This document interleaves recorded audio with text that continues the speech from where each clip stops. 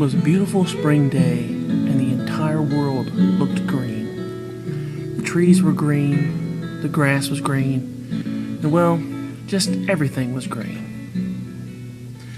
In the middle of this great big sparkling green pond, and right in the middle of the smallest lily pad, sat Fritter, the smallest frog in the pond.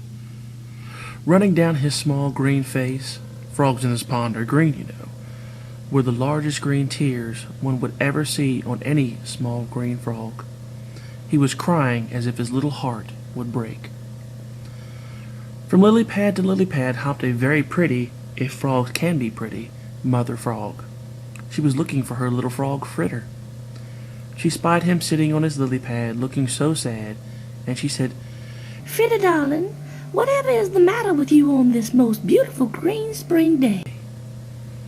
He looked up at her with tears filling his eyes, and in his little frog voice he answered, "Tonight is the very first practice for our frog pond chorus, and I can't sing with the rest of the frogs."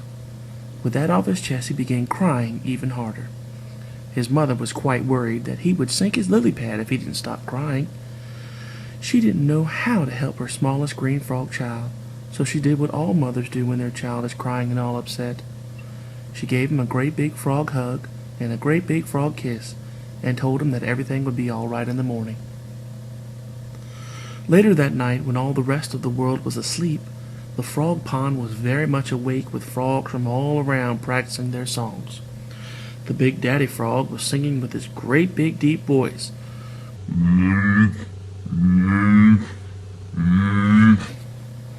The middle-sized frogs with their middle-sized voices were singing.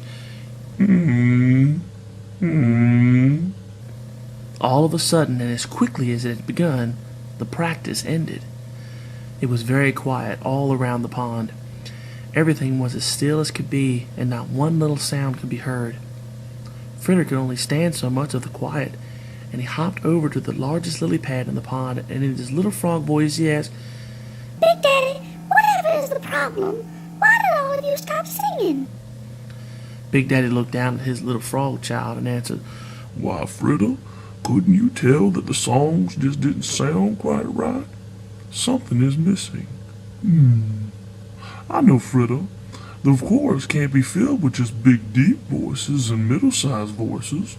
We also need some little bitty voices to blend in to make the song complete. Son, you have a little voice. Why don't you join in with us and let's see how it sounds?" Fritter looked up at the big frog, and then he hung his little head and said, "Big Daddy, I can't sing in the chorus. I'll just mess things all up. You know my little voice is too squeaky and... "Hold on there, son," Big Daddy said. "This world is made up of a whole lot of frogs that feel just like you do. They just sit on their lily pads day after day after day and do absolutely nothing with their lives. Just because they don't hop straight, or just because they don't catch as many flies as the next frog, or just because their voices don't sound quite like they think they should, they quit trying anything and just plain give up. It takes all kinds of frogs to make up a world, son, and it takes all kinds of frog voices to make our song sound right." With that little bit of wisdom, he hopped into the pond. Fritter sat there, and he thought and he thought and he thought and he thought some more about all that Big Daddy had told him. All of a sudden, cutting through the still, quiet night, could be heard a tiny little... The frog pond was suddenly alive with song, and leading the whole chorus was little squeaky-voiced Fritter. The next day, and it also was a beautiful spring day, when all the world looked green, and sitting in the middle of the smallest green lily pad was Fritter. There were no tears filling his big eyes today. On his little green face was the biggest green smile any little green frog could have.